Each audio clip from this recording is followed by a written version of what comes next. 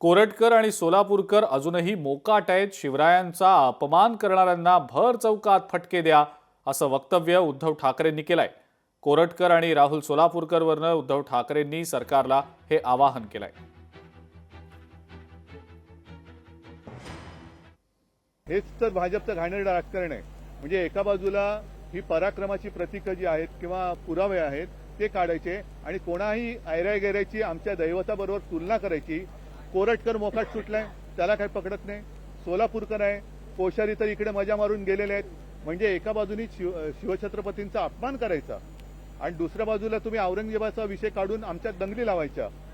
असा म्हणजे खरोखर कर्तृत्वहीन माणसाची छत्रपती शिवाजी महाराजांबरोबर तुलना करणाऱ्याला एकाला तरी भर चौकात फटकावला ना तर पुढे प्रकार होणार नाही. लोकशाही मराठी ऐका, पहा, जागरूक रहा.